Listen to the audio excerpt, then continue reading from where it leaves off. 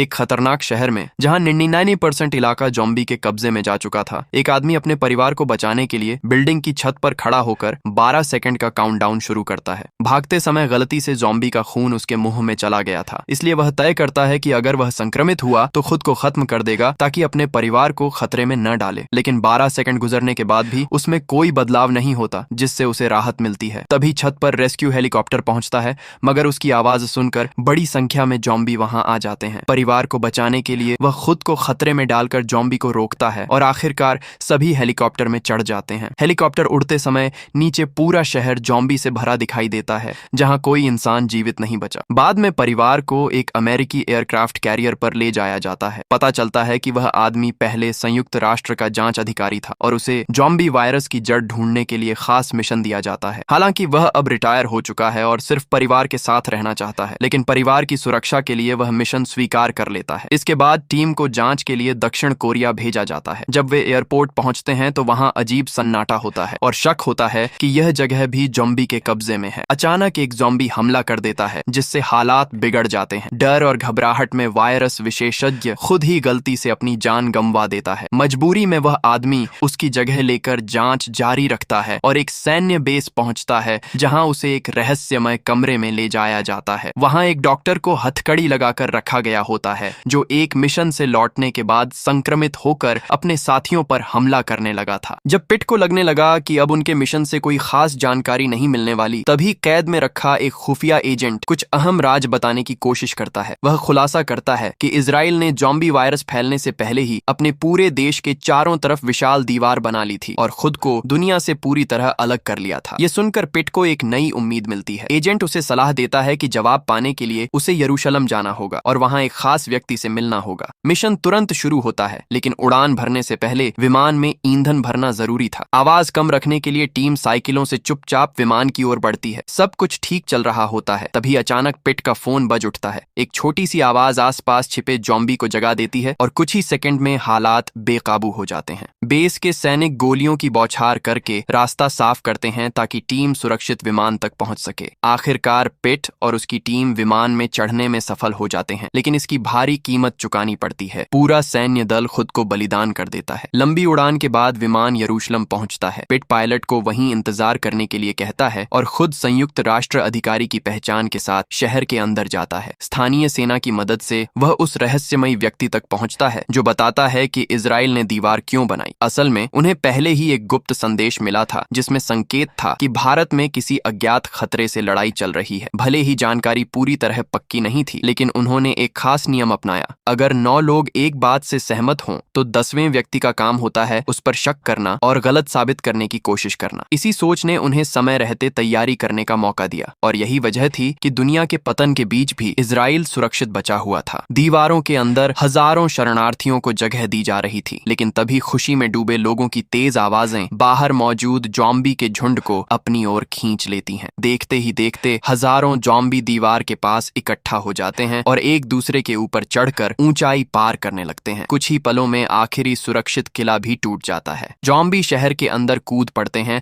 और चारों तरफ अफरा तफरी मच जाती है। हेलीकॉप्टर और सैनिक उन्हें रोकने की कोशिश करते हैं, लेकिन उनकी संख्या समुद्र की लहरों जैसी लगती है। भागते हुए पिट एक अजीब बात नोटिस करता है। कुछ ज़ॉम्बी एक बुजुर्ग और एक कमजोर लड़के को नजरअंदाज कर देते हैं। ये बात उसके दिमाग में सवाल छोड़ देती है, लेकिन उस वक्त जान बचाना ज्यादा जरूरी था। इसी दौरान एक महिला सैनिक उसे बचाते हुए घायल हो जाती है और ज़ॉम्बी उसके हाथ को काट लेता है। समय बहुत कम था, इसलिए पिट तुरंत फैसला लेते हुए उसका संक्रमित हिस्सा काट देता है। हैरानी की बात यह होती है कि कुछ सेकंड बाद भी वह महिला संक्रमित नहीं होती, लेकिन मुश्किलें अभी खत्म नहीं हुई थीं। उन्हें लेने आया हेलीकॉप्टर भी ज़ॉम्बी के हमले का शिकार हो जाता है और अब पिट और उसकी टीम एक बार फिर मौत के बीच फंस चुके थे। उसी दौरान विमान में एक कुत्ता लगातार टॉयलेट की तरफ भौंकता रहता है। जैसे ही दरवाजा खोला जाता है, अंदर से एक ज़ॉम्बी बाहर निकल आता है और विमान में अफरा तफरी मच जाती है। पीट सबको शांत रहने और सामान से रास्ता बंद करने को कहता है, लेकिन एक बैग गिरने की आवाज से ज़ॉम्बी उनकी तरफ बढ़ने लगते हैं। हालात बिगड़ते देख पीट मजबूरी में ग्रेनेड फेंक देता है, जिससे विमान में छेद हो जाता है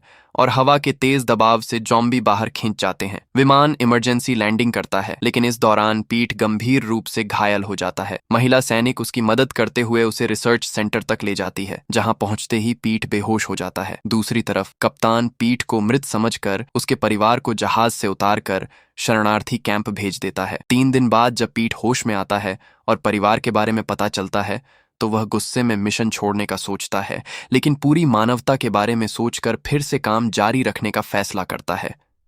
वह वैज्ञानिकों को अपनी थ्योरी बताता है कि जॉम्बी केवल स्वस्थ लोगों पर हमला करते हैं, इसलिए अगर इंसानों को ऐसा वायरस दिया जाए जिससे वे बीमार दिखें तो शायद जॉम्बी उन्हें नजरअंदाज कर दें। वैज्ञानिक इस योजना को सही मानते हैं, लेकिन समस्या यह है कि जरूरी वायरस सैंपल बी सेक्शन में है, जो पूरी तरह जॉम्बी से भर चुका है। पीट, महिला सैनिक और एक रिसर्चर मिलकर खतरे से भरे उस इलाके में जाते हैं। चुपचाप आगे बढ़ते हुए वे जॉम्बी से बचने की कोशिश करते हैं, लेकिन छोटी सी गलती से आवाज हो जाती है और जॉम्बी सक्रिय हो जाते हैं। महिला सैनिक गोली चलाकर रास्ता साफ करती है, मगर आवाज से और जॉम्बी आ जाते हैं। पीट चतुराई से उनका ध्यान अपनी तरफ खींचता है ताकि बाकी लोग सैंपल लेने जा सकें। वह कमरे की बनावट का फायदा उठाकर जॉम्बी से बच निकलता है, लेकिन जब वे E39 लैब तक पहुंचते हैं तो देखते हैं कि वहां पहले से ही कई जॉम्बी मौजूद हैं।